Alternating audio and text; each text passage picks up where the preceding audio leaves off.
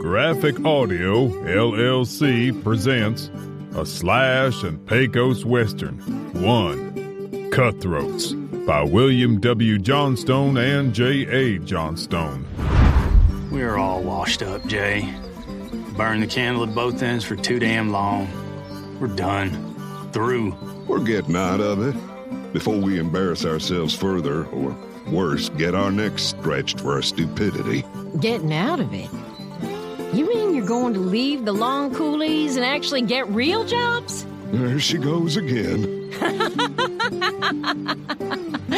Pecos pointed a mock-accusing finger at the pretty woman. Slash, please, make her stop.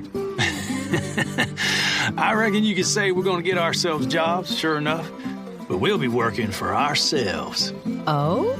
Yeah, me and Slash done thought it through over the past year or so. We're gonna go up to Camp Collins, north of Denver, and buy a small freighting company from this old man we know up there, Emil Becker. We've been through that country a few times, and we both took shine to it. For the last time, open up that damn door, or you're gonna die like a rat in a church privy. All right, hold your horses. Pecos glanced at Slash and grinned. Slash wrinkled his nose in response. Then the door opened, sliding along its rails. When the door was open a few feet, a little man with close-cropped gray-blonde hair, wearing a green eye shade and sleeve garters, poked his head out. All the way. Be quick about it. He got in front of the end of the door and pushed it along its rail. The door lurched along the rail as it opened, revealing your usual run-of-the-mill express car complete with a small desk covered with ledger books, a large black safe against the back wall, and an old bullseye lantern hanging from the ceiling by a wire. The door opened still further to reveal a brass canistered Gatling gun perched in the car's open doorway, around which 3 severe-looking men wearing Deputy U.S. Marshal badges crouched. One of the marshals had a long black cheroot dangling from between his mustached lips. Crouching over the nasty-looking weapon, he smiled around the cheroot, exhaling cigar smoke and hardening his jaws as he turned the Gatling gun's wooden handle crank. Slash and Pecos hit the ground as though their legs suddenly evaporated.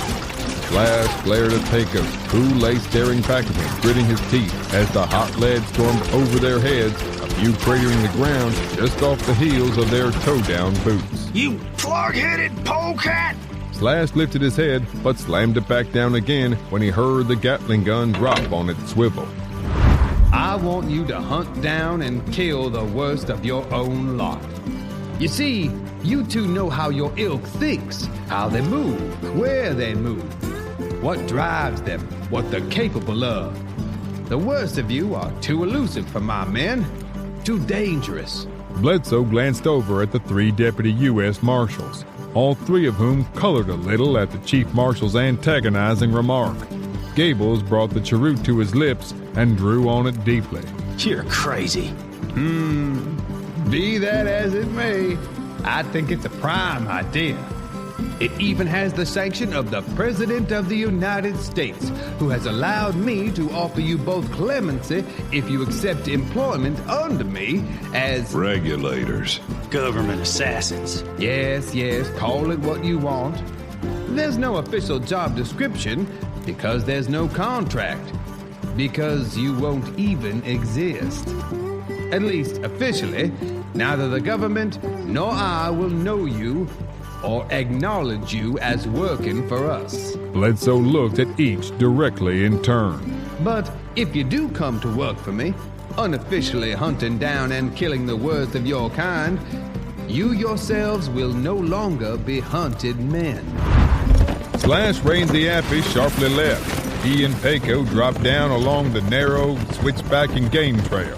50 feet ahead was a nest of boulders to the right of the trail. The riders stopped in the boulder nest, and Slash swung down from the Appy's back. What the Sam hell you got in mind?